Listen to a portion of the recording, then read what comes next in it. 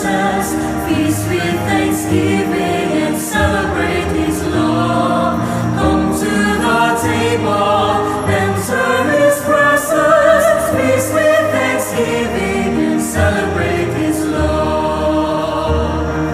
This is the house of the Lord, the gates are open wide, sinners and saints, strong and faint, oh welcome to come inside. Come to the table, enter His presence, feast with thanksgiving and celebrate His love. Come to the table, enter His presence, feast with thanksgiving and celebrate His love. Sa ngalan ng Ama, ng Anak, at ng Espiritu Santo, Amen. sumainyo ang Panginoon. At sumayo rin. Mga kapatid, may karanasan ka bang pagkatalo ngayon? Alam ko marami po sa inyo natatalo, nauubusan ng pera. Meron ding iba natalo sa pag-ibig at pagmamahal. Niloko sila ng kanilang mga asawa. Meron din mga iba dahil sa katandaan natatalo sa sakit. O maaaring dahil sa iyong kasalanan, natatalo ka sa iyong pagsunod, sa iyong pagiging tapat sa Diyos. Mga kapatid, hindi ka matatalo kung susuko ka lang sa Diyos. Hinahayaan ka na matalo ng Diyos sa buhay para malaman mo, para maunawaan mo na siya lang ang makakatulong at makakapagligtas sa iyo.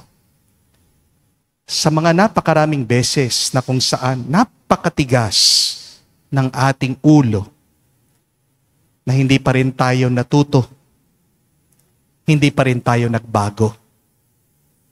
Aminin natin ang ating mga pagkukulang at kasalanan sa Diyos. Tayo magpakumbaba at muli hingin natin ang kanyang tawad para makita tayong karapat dapat makatanggap sa mga banal na misteryo. Inaamin ko Sa makapangyarihan Diyos at sa inyo mga kapatid, na lubha akong nagkasala sa isip, sa salita at sa gawa at sa aking pagkukulang.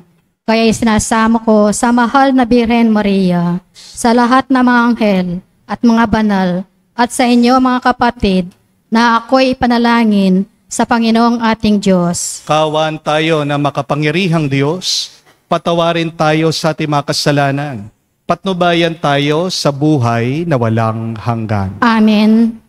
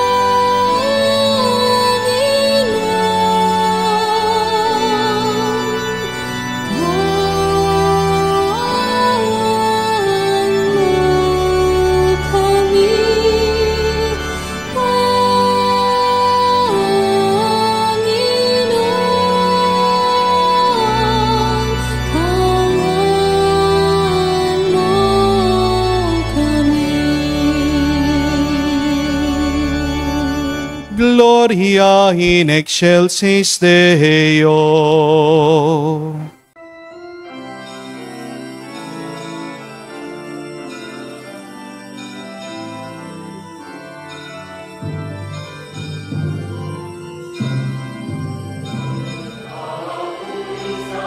Sa kalitasan at sa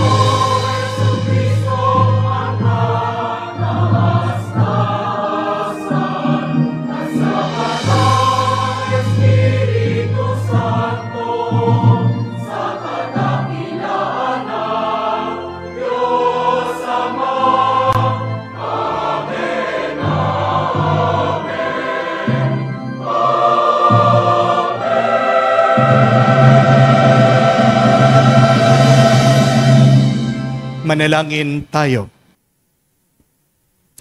Ama naming makapangyarihan, kami mga tinubos mo at kinupkop, ay tunghayan mo ngayon sa iyong kagandang loob, upang sa pagsampalataya sa anak mong si Kristo, makamtan ang kalayaan at pamana sa piling mo.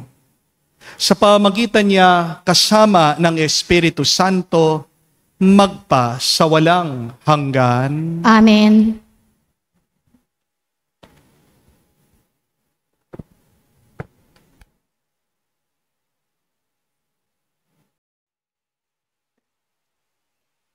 Pagbasa mula sa aklat ng karunungan.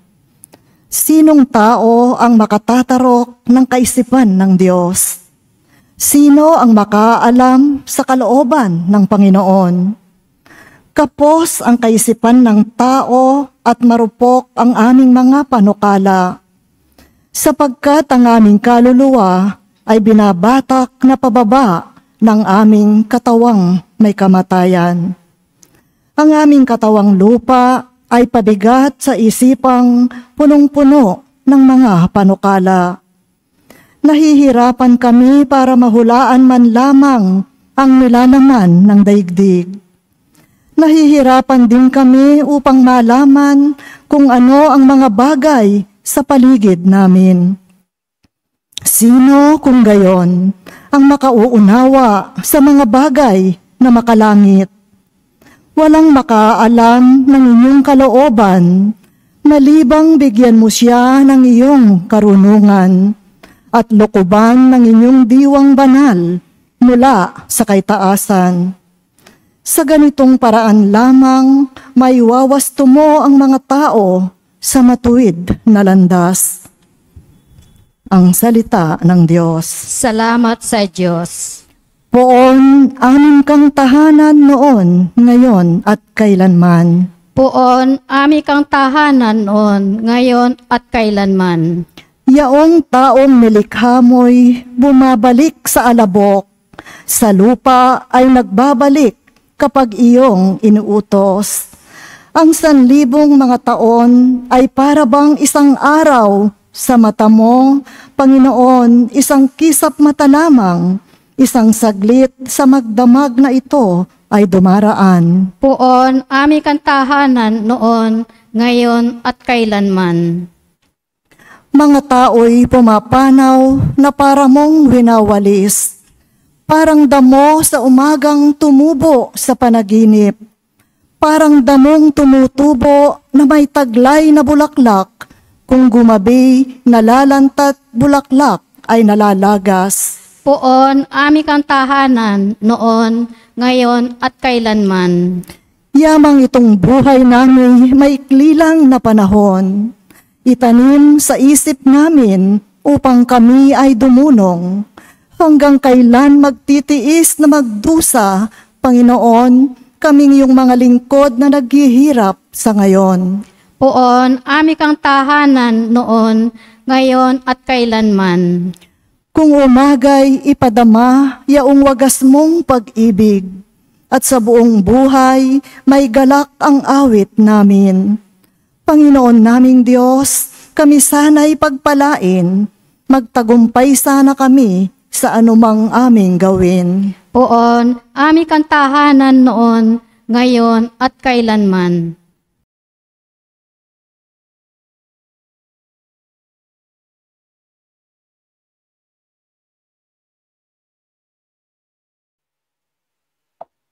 Pagbasa mula sa sulat ni Apostol San Pablo kay Filemon. Pinakamamahal ko, akong si Pablo, sugo ni Kristo Jesus, at ngayoy nakabilanggo dahil sa Kanya. Ang nakikiusap sa iyo tungkol kay Onesimo na naaakit ko sa pananampalataya, samantalang ako'y naririto sa bilangguan. Pinababalik ko siya sa iyo at para ko nang ipinadadala sa iyo ang aking puso. Ibig ko sanang panatilihin siya sa aking piling upang sa halip mo siyang maglingkod sa akin habang ako'y nabibilanggo dahil sa mabuting balita. Ngunit ayokong gawin iyon nang walang pahintulot upang hindi maging sapilitan kundi kusang pagtulong mo sa akin. Marahil, nawalay sa iyo ng konting panahon si Onesimo upang sa pagbabalik niya'y makasama mo siya habang panahon. Hindi na bilang alipin, kundi isang minamahal na kapatid. Mahal siya sa akin, ngunit lalo na sa iyo, hindi lamang bilang isang alipin, kundi isang kapatid pa sa Panginoon. Kaya't kung inari mo akong tunay na kasama, tanggapin mo siya tulad ng pagtanggap mo sa akin. Ang salita ng Diyos. Salamat sa Diyos.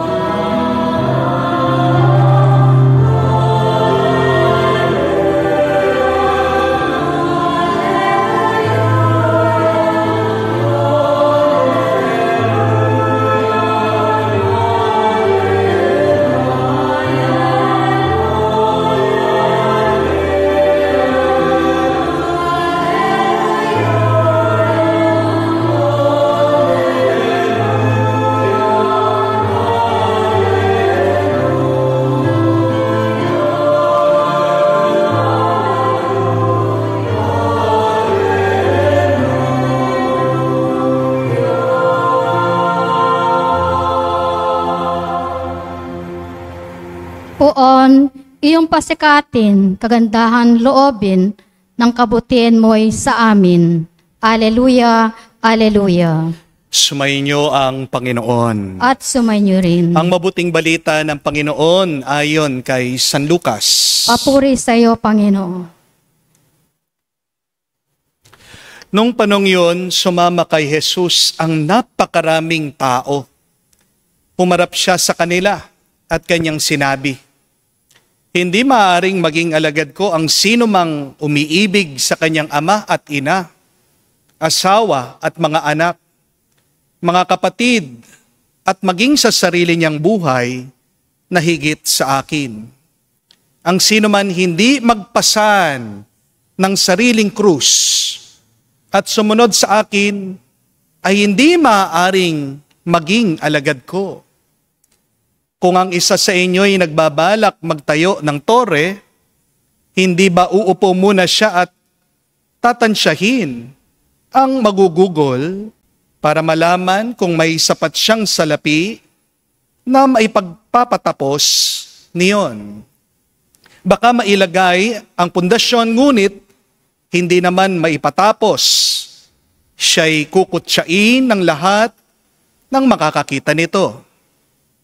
Sasabihin nila, nagsimulang magtayo ang taong ito, pero hindi naipatapos.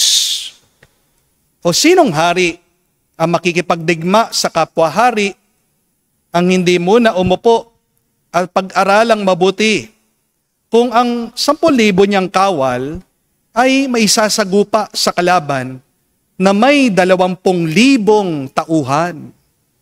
At kung hindi niya kaya, malayo pa ang kalaban, ay magsusugo na siya ng mga kinatawan upang makipagkasundo. Gayon din naman, hindi maaaring maging alagad ko ang sino man kung hindi niya tatalikdan ang lahat sa kanyang buhay. Mga kapatid, ang mabuting balita ng ating Panginoon. Pinupuri ka namin, Panginoong Heso Kristo. Magandang araw po muli sa inyong lahat. At ako po ay nagpapasalamat at wine-welcome po natin ang ating mga bisita. Kasama po natin physically, sila'y nagsisimba. Maraming salamat po. Kanina po, may lumapit sa akin si nanay. Sabi niya, Father, salamat po sa araw-araw niyong pagmimisa. Kapag kayo po ay nag-homily, nangangaral, nare-relax po ako'y nakakatulog. Maraming salamat po. Ako po pala ay sleeping pill niyo, no? Pero sana po wag niyo akong tulugan ngayon, okay? Salamat po. Palakpakan po natin ang ating mga bisita. Thank you very much po. Meron pong isang kwento tungkol po sa isang dalaga na kumakain po sa restaurant. Pagkatapos siyang kumain, meron po siyang narinig sa likod niya, sabi, "Hoo, hoo, hoo." Napatingin po, ito pong dalaga, isang matandang babae, kumakain ng ice cream. Sa pagsubo po nitong matanda doon sa ice cream, sinasabi niya, "Hoo." Susubo, "Hoo." Susubo ulit, "Hoo." Kaya nagtataka, ito pong dalaga, ano kaya yung kinakain nitong matandang babae? Bakit hu na siya ng hu? Kaya tinawag po nitong dalaga yung waiter. Lumapit po yung waiter. At tinanong, ano ba yung ice cream na yun? Parang ang sarap yata. At sabi po nitong waiter, yan po yung tinatawag naming hu ice cream. Talaga? Sige nga, bigyan mo ko ng isa para matikman ko. Malis po ang waiter, bumalik, nagdadala isang maliit na tasa ng ice cream. At tinikman po nitong dalaga yung ice cream. Pagkakain niya, nagrereklamo yung dalaga sa waiter, sabi, wala namang special dito sa ice cream. Ordinary lang naman ito. Ano yung masarap dito? Sandali, magkano pala ito? Sabi po ng dalaga. Ayan po, 1,000 pesos po yan. Ha! Nabigla po yung dalaga. Pero, sabi po ng waiter, bibigyan po namin kayo ng 90% discount kung habang kumakain kayo, sasabihin nyo yung hu. Kaya ito pong dalaga, sumubo, nanginginig, sabi, hu, hu, hu. Ayaw pong magpatalo, ayaw magpalugi nitong babae. Sa bagay, sino ba sa atin ang gustong magpatalo? Wala. Di po ba? Number 1, ayaw magpatalo. Sino po? Yung mga misis. Di po ba? Kapag mali ang mister, sino pong magsosorry? Ang mister o ang misis? Mister. Di po ba? Kapag mali ang misis, sino magsosorry? Mister o misis? Mister pa rin. Hindi po ba? Kapag tama na si mister, sino magsosorry? Mister pa rin. Hindi po ba? No? Ayaw magpatalo na mga misis. Amen? Makikita nyo din po yan. Pagdating po sa politika. Wala naman natatalo sa politika. Kapag natalo ang kandidato, anong sasabihin? Dinaya. Hindi po ba? Kapag nahuli ang politiko, nakita na meron ng corruption, meron ng bribery. Anong sasabihin ng mga supporter? Set up lang yan. Sinisiraan lang ng mga kalaban. Kahit naman po sa ating mga kapwa, kahit naman po sa mga kaibigan, kapitbahay, ayaw niyong magpatalo.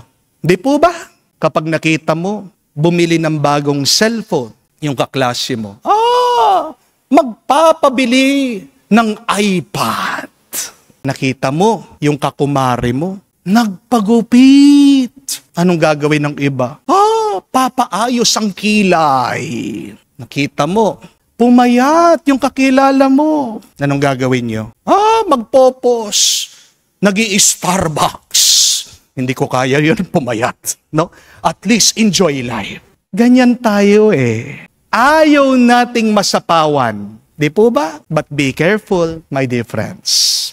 Because when you don't want to lose, it means one thing, that you have pride in your heart. At ano po ang sabi ni San Agustin tungkol sa pride? It is pride that turned angels into demons. Ano pa kaya ang ginagawa ng kataasan ng loob sa iyo? Ano ang ginagawa ng kayabangan sa iyo? Kung ang mga anghel nagiging demonyo, iyang tao nagiging mas masahol pa sa hayop. Di po ba? Huwag niyong tatawagin ang walang iya na hayop. Insulto po sa mga hayop yon. Kasi mga hayop may kabusugan. Pero ang tao, busog na, umaapaw na, hindi pa rin tumitigil. Sige pa rin. Gusto makuha ang lahat. Kaya nga nakakahiya sa mga hayop. Sasabihin mo, ang isang masamang tao, hayop ka. Hindi. Ang tamang sabihin mo, demonyo ka. Di po ba? Kasi sino ang mga demonyo? Sila may pride. Ayaw nilang lumuhod sa Diyos. Mag-ingat ka, kapatid. Kapag ayaw mo magpatalo, kapag may pride ka sa puso mo, kasi hindi ka makakasunod sa Diyos. Amen? Ang number one na kondisyon ng Panginoon sa atin para maging alagad niya ay yung dapat marunong tayong magpatalo sa Kanya. Balikan niyo man po ang ating ebanghelyo. Ang dami-dami daw na sumusunod sa likod ng ating Panginoon. Pero hinarapan niya. Hindi kailangan ng Diyos na maraming fans. Ang kailangan ng Panginoon, followers. At ano ang sabi ni Jesus sa kanila? Ang sino man na nagmamahal higit sa kanyang pamilya kaysa sa akin, hindi karapat-dapat sa akin. Ang sino man hindi magpasan, magbuhat ng kanyang krus at itakwil ang kanyang sarili, hindi pwedeng maging alagad ko. Napakalaking kapalit para sundan natin si Jesus. No wonder, kakaunti lang po ang mga talagang tapat na Katoliko at Kristiyano. Hindi po ba? Hindi kailangan ng Panginoon ng sobrang dami. Ang kailangan lang niya, kahit nakakaunti, totoo yan, tapat yan, at marunong magpakumbaba at sumunod sa Kanya. Amen? But if we want to become disciples of Jesus, we must learn to lose everything for God. Grabe, ang hirap po, no? Parang sobrang taas, sobrang halaga ng hinihingi ng Diyos sa atin. Pero ito po ang tanong, bakit ba tayo matatakot na matalo sa Diyos? Why would you be afraid to lose to God? Bakit kapag ang Diyos ang humihingi sa atin, meron tayong pag-aalangan, agad tayong nagrereklamo? Hindi po ba? Pero kapag mundo na, kapag bisyo na, kapag trabaho mo na, kapag pera na, kaya mong ipagpalit ang lahat. Kaya mong ibigay ang lahat.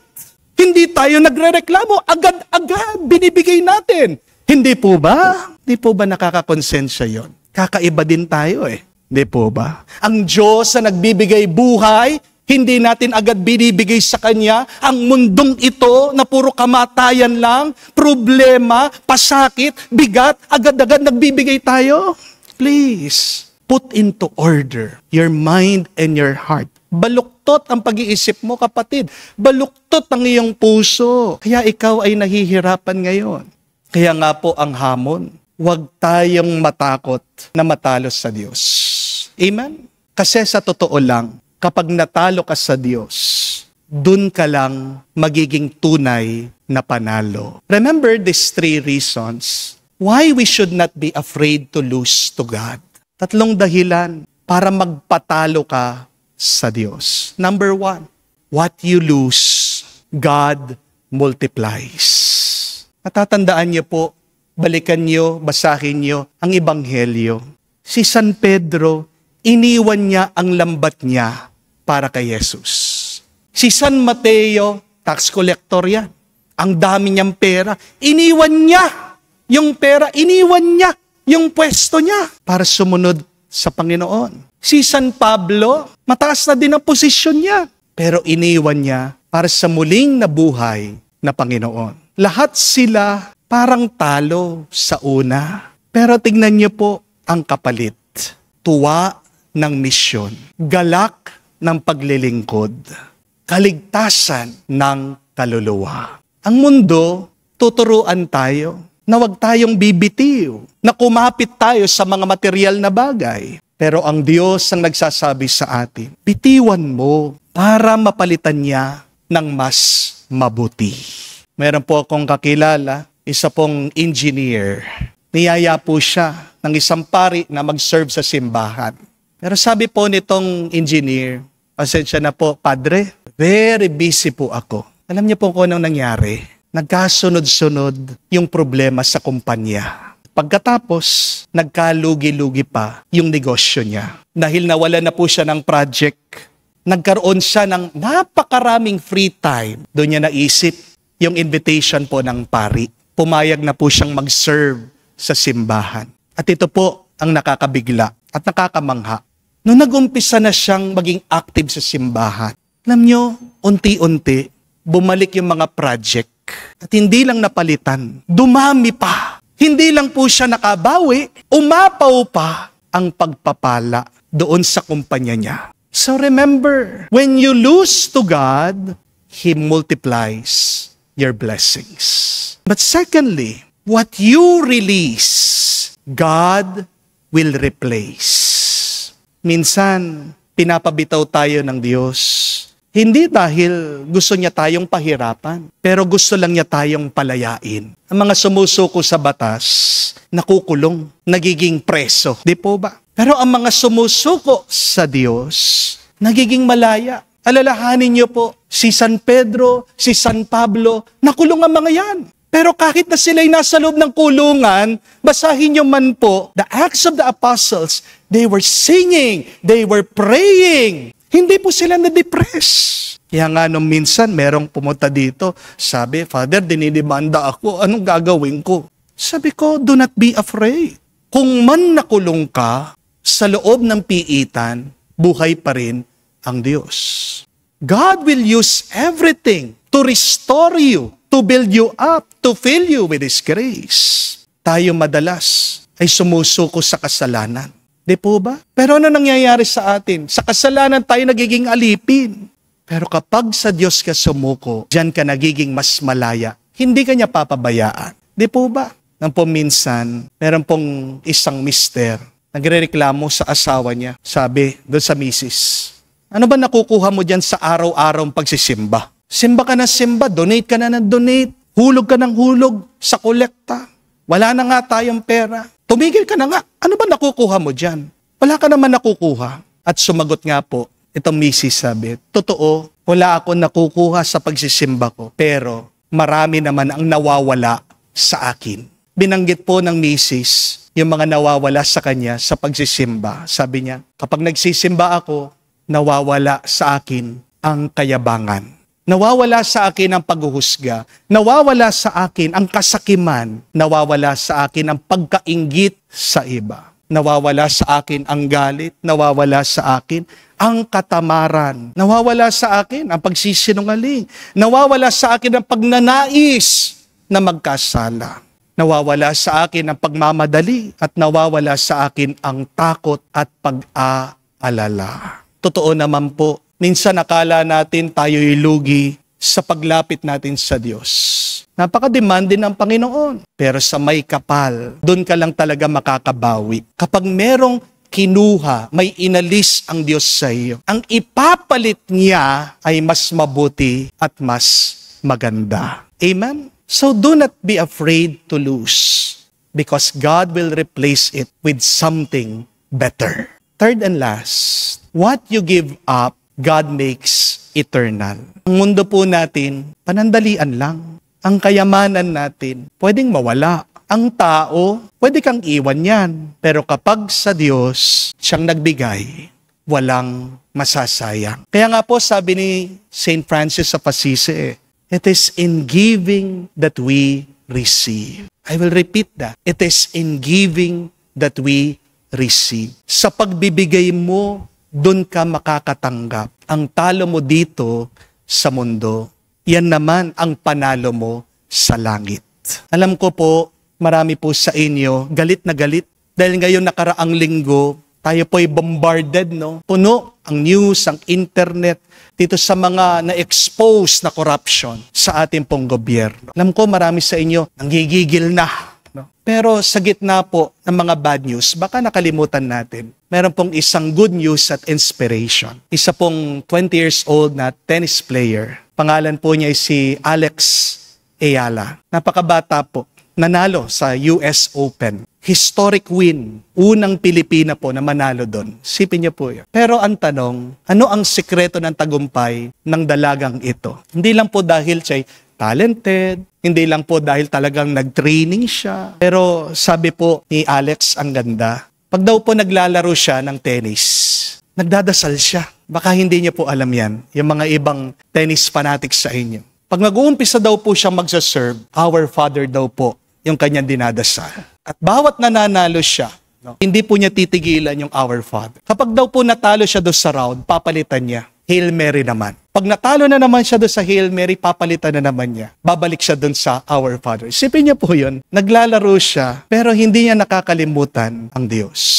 Yung kanyang pagkapanalo, yung kanyang ginagawa, hindi lang para sa kanya, para sa Diyos, para sa kaluwalhatian ng Panginoon. Kaya nga, totoo po wala namang bayad ang pagsuko sa Diyos.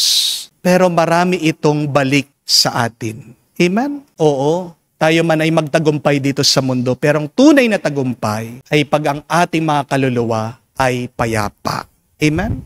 Baka makalimutan din po natin. Ang number one prize natin sa buhay, hindi po pera, hindi kasikatan, hindi kayamanan, o hindi buhay na walang hanggan. Pero para makuha mo ang eternal life, ang buhay na walang hanggan, kailangan matuto kang magpakumbaba. Paano? Sumuko ka palagi sa Diyos. Walang masama, magpatalo ka sa Diyos. Maraming mawawala, pero marami ka rin naman makakamtan. Amen? Isa po sa mga pinakamagandang dasal natin mga Katoliko. Maaaring hindi nyo alam o baka nakalimutan nyo na, yung tinatawag pong morning offering. Alam niyo po ba yon? Ganda po nun. Hanapin niyo po sa internet. Pero gusto ko pong i-share sa inyo. Morning offering, pakinggan niyo po, sabi, O Jesus, through the Immaculate Heart of Mary, I offer you my works, my prayers, works, joys, and sufferings in this day. For all of the intention of your Sacred Heart, in union with the holy sacrifice of the Mass, for the salvation of souls, for the reparation of sins, for the reunion of all Christians, and in particular for the intention of the Holy Father this month. Amen. Ganda po, no? Kung medyo nahahabaan po kayo, ito po yung shortcut. Ito po yung madali. Sabihin niyo po, as your morning offering, pag-aalay niyo bawat araw, O Jesus, I offer to you everything that will happen to me this day. Amen. Ganun lang po kadali. Pagkagising niyo po, sabihin niyo, Panginoon, inaalay ko, binibigay ko sa iyo lahat na mangyayari sa akin ngayong araw. At diyan makikita niyo, hindi kayo mabibigatan. Magiging madali ang lahat dahil nagpapatulong ka sa Diyos. Huwag kang matakot na mag-alay sa Kanya. Dahil ang balik naman sa iyo niyan, siksik, liglig, umaapaw. Anong ibig sabihin? Sobra-sobrang grasya. Baka kaya may bad day kayo, Kasi hindi pa kayo nag-offer sa Diyos. Subukan niyo po. Magbabago, gaganda ang inyong nararamdaman. Mga kapatid, ang tunay na tanong ay, sino bang gusto mong matalo? Ang Diyos o ikaw? Pag natalo ang Diyos, ikaw ang talo. Hindi po ba? Kahit na matalo ka, basta't manalo ang Diyos, panalo ka pa rin. Amen? Kapag ang Diyos ang nagwagi, matalo ka man sa buhay, may problema ka, may pagsubok ang pinagdadaanan, ikaw pa rin ang magwawagi at mananalo bandang huli. Kaya ngayon pong araw, bitawan nyo ang inyong pride sa Diyos. Tandaan nyo, walang lugi sa Diyos. Pero marami pa tayong makakamtan. Don't be afraid to lose to God. Kasi sa Diyos, kapag natalo ka, doon ka totoong panalo. Amen? Amen. Tumayo po tayo at pahayag natin ang ating pananampalataya. Ating sabihin, sumasampalataya ako. Sa Diyos, amang makapangyarihan sa lahat, na may gawa ng langit at lupa, sumasampalataya naman ako, pa Hesu Kristo, iisang anak ng Diyos, Panginoon nating lahat, nagkatawang tao siya lalang ng Espiritu Santo, ipinanak ni Santa Maria Birhen, ipinagkasakit ni Poncio Pilato, ipinako sa krus, namatay, inilibing, nanawag sa kinroon ng mga yumao, nang may 3 araw, nabuhay na muli, umakyat sa langit, naluklok sa kanan ng Diyos amang makapangyarihan sa lahat, doon, magmumula pa rito, maghuhukom sa mga nabubuhay at namatay na tao. Sumasampalataya ako sa Diyos Espiritu Santo, sa banal na simbahang Katolika, sa kasamahan ng mga banal, sa kapatawaran ng mga kasalanan, sa pagkabuhay na muli ng namatay na tao, sa buhay na walang hanggan. Amen. Pinapaalala sa atin ngayon ng Panginoong Jesucristo na kung nais nating maging alagad niya, dapat nating siyang mahalin ng higit sa lahat at handang magpasa ng ating krus ng buong tapang at tiyaga. Panalangin natin ang lahat ng dumadaan na matinding hirap, kasama na ang ating mga sarili. Ating sabihin, Panginoon, dinggin mo kami. Panginoon, dinggin mo kami. Naway ang simbahan ay maging maningning sa halimbawa ng katapatan sa mga tuntunin ng mabuting balita at kailanman di ito ipagpalit sa material na bagay. Manalangin tayo. Panginoon, dinggin mo kami. Naway dinggin ng ating kabataan ang panawagan sa kanila ni Jesus na buong pusong sumunod sa Kanya at maglingkod sa mga kababayang napagkaitan, walang tirahan, inaapi at may sakit. Manalangin tayo. Panginoon, dinggin mo kami. Naway maging tapat sa kanilang mga pangako hanggang kamatayan ang lahat ng mga nakatalaga sa Diyos ng kanilang sarili sa pagpapari o buhay religyoso.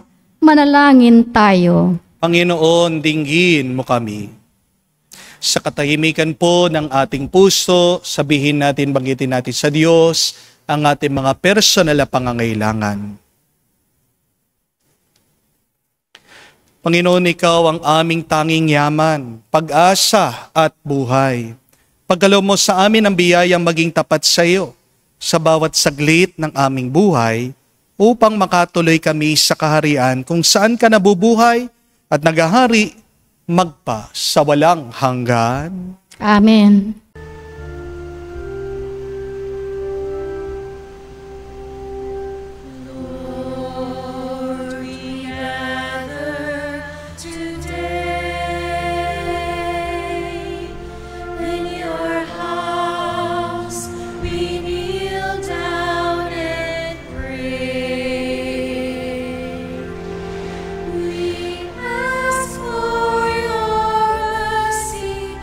As we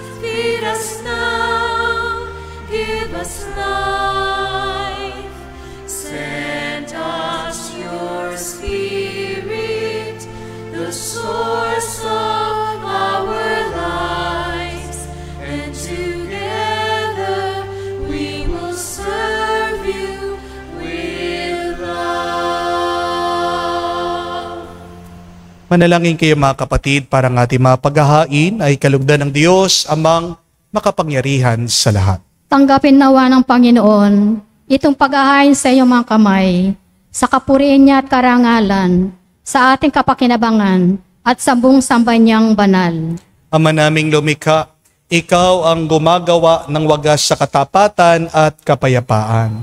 Pagkaloob mong iyong kadakilan ay aming handugan, ang iyong minarapat na aming maialay, at naway magkaisa kami sa pakikinabang. Sa banal na paghahain ngayon pinagdiriwang, sa pamagitan ni Jesucristo kasama ng Espiritu Santo, magpa sa walang hanggan. Amen. Sumainyo ang Panginoon. At sumayo rin. Itaas sa Diyos ay inyong mga puso at diwa. Itanaas namin sa Panginoon. Salamatan natin ang Panginoong ating Diyos. Marapat na siya ay pasalamatan. Ama naming makapangyarihan, tunay nga marapat ay ikaw ang aming pasalamatan. Sa pamagitan ni Jesucristo na aming Panginoon, siyang naging kapwa naming maasahan upang may mangunang umako sa pananagutan. Dahil langad mong magbago ang kinamihas ng pagkakanya-kanya ng sangkatauhan. Bunga ng pagtitiis, siya ay nanaig, at ang kamatayan ay kanyang nalupig. Kaya't siya ang aming daan para aming masapit ang iyong tapat at maasahang pag-ibig. Kaya kaisa ng mga anghel nagsisiawit ng papuri sa iyo, nang walang humpay sa kalangitan, kami nagbubunyi sa iyong kadakilaan.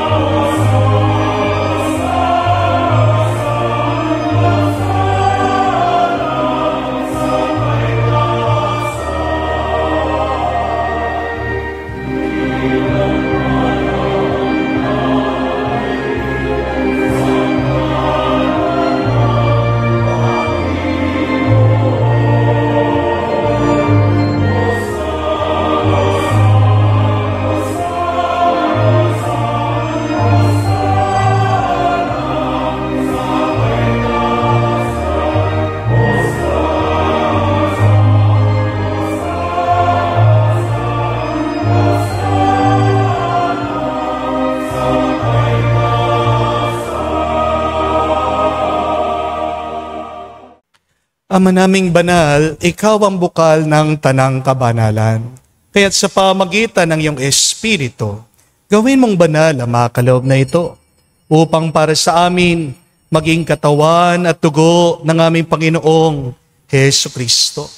Bago niya pinag-itiis ang loob na maging handog, hinawakan niyang tinapay, pinasalamatan kanya, pinaghati-hati niya yon, inabot sa kanya malagad at sinabi, tanggapin ninyong lahat ito at kanin. Ito ang aking katawan na ihahandog para sa inyo.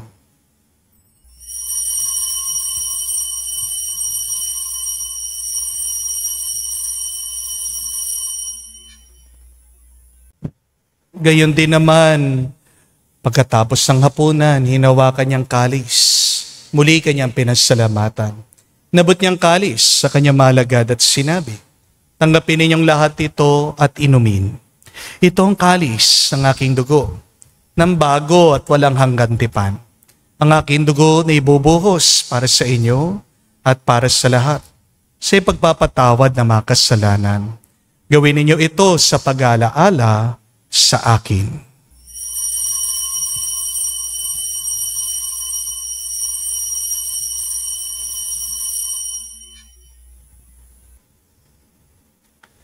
Ang misteryo ng pananampalataya.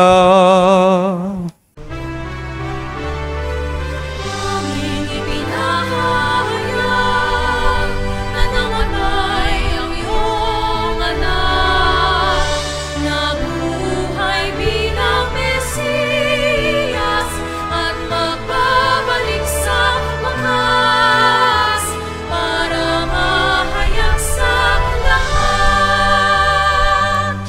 Ama, ginagawa namin ngayon ng pag-alaala sa pagkamatay muling pagkabuhay ng iyong anak. Kaya tinialay namin sa iyong tinapay nagbibigay buhay at ang kalis na nagkakaloob ng kaligtasan. Kami nagpapasalamat dahil kami iyong minarapat na tumayo sa harap mo para maglingkod sa iyo. Sinasamo namin kami magsalo-salo sa katawan at tugo ni Kristo ay mabuklod sa pagkakaisa sa pamagitan ng Espiritu Santo. Amalingapin mong iyong simbahan, laganap sa buong daigdig. Puspusin mo kami sa pag-ibig. Kaisa ni Leon, ang aming Santo Papa, si Florentino, aming Arsobispo, at ng Tanang Kaparian. Alalahanin mo rin ang aming mga kapatid na nahimlay, may pag-asang sila'y muling mabubuhay. Gayon din naman lahat ng mga pumanaw. Kawan mo sila at patuloyin sa iyong kaliwanagan. Kawan mo at pagindapatin kaming lahat. Makasalo sa iyong buhay na walang wakas. Kaisa na mahal na Birhen Maria, Ina ng Diyos. Kaisa ni San Jose, ang kanyang malwalhating esposo. Kaisa na mga apostol at lahat ng mga banal na namuhay dito sa daigdig na kalugod-lugod sa iyo. May pagdiwang nawa namin ang pagpupuri sa ikararangal mo sa pamagitan ng iyong anak, ang aming Panginoong Hesu Kristo.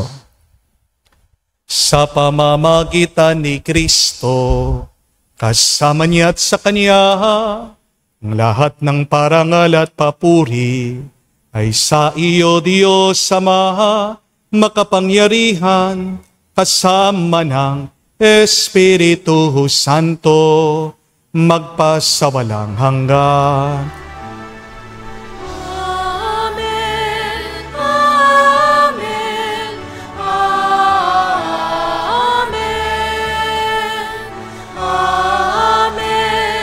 Amen. Amen. Amen. Sa nakagaling na utos at turo ni Jesus sa Panginoon natin at Diyos, ipahayag natin ng lakas loob.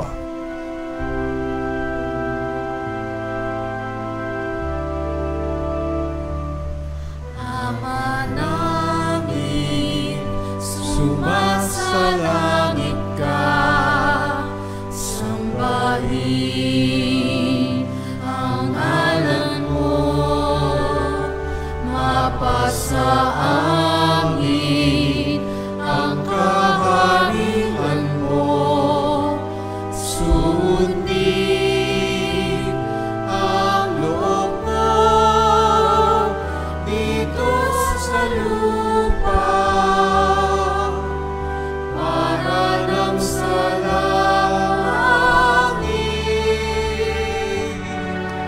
Bigyan mo kami ngayon ng aming kakanin sa araw-araw, at patawarin mo kami sa aming mga sala, para ng pagpapatawad namin sa nagkakasala sa amin. At huwag mo kami ipahintulot sa tukso, at iadya mo kami sa lahat ng masama. Hinihiling namin kami adya sa lahat ng masama, pagkalooban ng kapayapaan araw-araw, ligtas sa kasalanan, ilayo sa lahat ng kapahamakan, samantalang aming pinanabikan, nakilang araw ng pagpapahayag ng tagapagligtas naming si Hesu Kristo. Sapagkat iyo ang kaharian, at ang kapangyarihan, at ang kapurihan, magpakailanman. Amen. Panginoong Hesu Kristo, sinabi mo sa mga apostol, kapayapaan ang iniwan ko sa inyo. Ang aking kapayapaan binibigay ko sa inyo. Tungayan mo ang aming pananampalataya at huwag ang aming pagkakasala. Pagkalooban mo kami ng kapayapaan at pagkakaisa ayon sa iyong kalooban. kasama ng Espiritu Santo, magpa sa walang hanggan. Amen. Kapayapaan ng Panginoon ay laging sumainyo. At sumayo rin. Magbigayan po tayo ng kapayapaan sa bawat isa. Peace with you po. Kapayapaan po sa inyong lahat.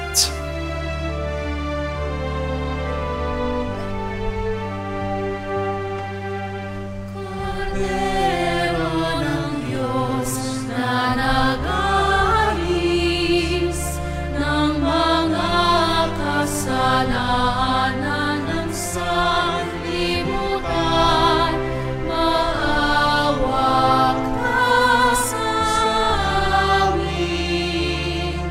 Maawa ka sa amin. Cordero ng Diyos na nag-aalis ng mga kasalanan ng sanlibutan, maawa ka sa amin. Maawa ka sa amin.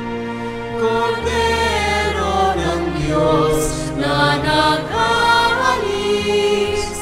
ng mga kasalanan ng sanlibutan, ipagkaloob mo sa amin ang kapayapaan.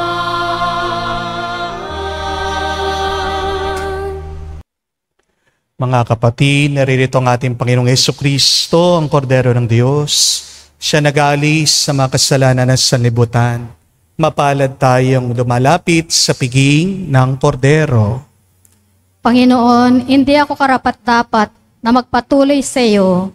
Ngunit sa isang salita mo lamang ay gagaling na ako.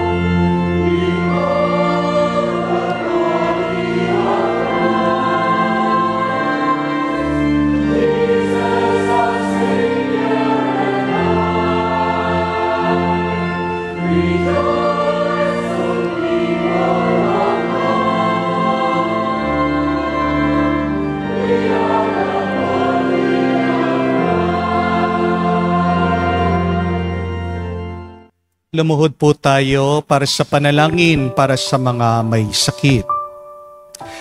Panginoong Yesus, lumalapit po kami sa iyo ngayon upang idulog ang kagalingan ng mga may sakit. Haplusin niyo po sila at pagkalooban ng panibagong lakas upang sila ay muling makapaglingkod sa iyo.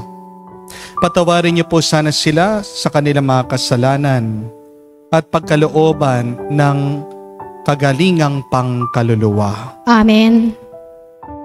Sa katahimikan po ng ating puso, mangitin natin sa Diyos ang pangalan ng mga kapatid nating humihingi ng kagalingan. Hinihiling namin ito sa ngalan ni Kristo, aming Panginoon. Amen. Panalangin para sa mga OFW. Ama, pinapanalangin namin sa iyong natatanging kahilingan ng lahat ng mga nagtatrabaho sa ibang bansa. Tulungan mo sila bawat sandali ng kanilang buhay habang nasa ibang bansa. Palakasin mo sila kapag pinanghihinaan sila ng kalooban. Pagalingin mo sila tuwing nagkakasakit. Aluin mo sila kapag nalulungkot sila. Ilayo mo sila sa anumang masama at kapahamakan upang magpatuloy sila lagi sa kanilang buhay. Mapahalagan nawa ng kanilang mga pamilya ang bawat sakripisyo nila sa ibang bansa upang wag masayang ang kanilang pagpapagal.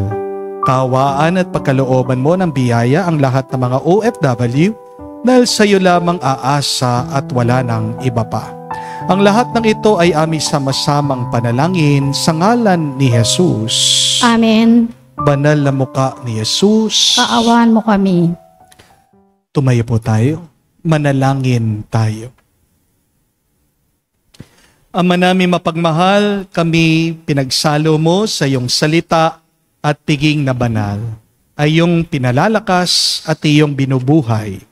Pagindapatin mo kami makapakinabang sa buhay ng iyong anak na para sa aming sarili niya ang alay.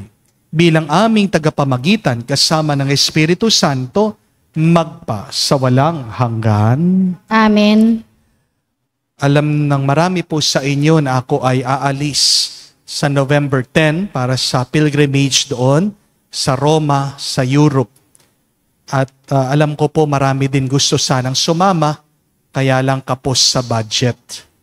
Pero para makasama ko po kayo kahit sa diwa o espiritu, yung mga gusto pong magpadala sa akin ng prayer doon, pwede nyo pong isulat, iwan dito sa parokya o kaya naman, pwede nyo pong i-type, i-send sa aking Facebook account, Father Joel Jomarsus Gatos, yung verified, may blue check po. No? At ipiprint po namin yon at dadalhin ko po doon sa ibang bansa. Yung mga gustong magpadasal kay Padre Pio, pwede ko pong iwan doon sa simbahan ni Padre Pio sa San Giovanni Rotonda. Yung mga gusto naman po magpadasal sa ating mahal na ina, nagpakita sa Lourdes, yung mga may sakit, pwede niyo pong isulat. Yung mga humihingi po ng kapayapaan, pagbabago ng kanilang buhay, pwede kayong sumulat. Iiwan ko naman po sa Fatima. Okay? So, kung gusto niyo po na dalhin ko yung mga dasal niyo, you can write it, you can send it here in the parish. Meron pa pong 2 buwan, no? In preparation for my pilgrimage doon po sa ibang bansa. Okay? So, muli po, maraming salamat sa inyong lahat, lalong-lalo na mga sumusuporta po sa ating parokya. Again, my dear friends, remember that you do not lose anything when you lose to God. And yet, when you fight God, you lose everything. Hindi ka talo pag nagpatalo ka sa Diyos. Kasi papalitan niya na mas mabuti, pararamihin pa niya, at ang pagkakalob niya sa iyo ay buhay na walang hanggan kung matututo ka lang sumuko sa Kanya. Mahirap magpatalo sa Diyos kung meron kang pride. Kaya para po sa ating assignment, dasalin natin ang morning offering araw-araw, no? Para maging magaang ang iyong buhay. Kung nahihirapan po kayo mag-memorize, gawin niyo po yung shortcut prayer ng morning offering.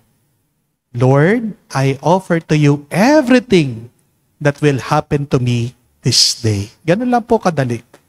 Pagkabukas ng iyong mata, umagang-umaga, imbis na sigawan mo yung asawa mo, imbis na sermonan mo mga anak mo, imbis na magreklamo ka sa Diyos, pray that beautiful prayer, morning offering. Oh Jesus, I offer to you everything that will happen to me this day. Makikita niyo magiging magaan ang buhay at gaganda ang inyong pakiramdam. Sumayin niyo ang Panginoon. At sumayin niyo rin. At kay basbasa ng Diyos, makapangyarihan sa lahat, sa ngalan ng Ama, ng Anak, ng Espiritu Santo.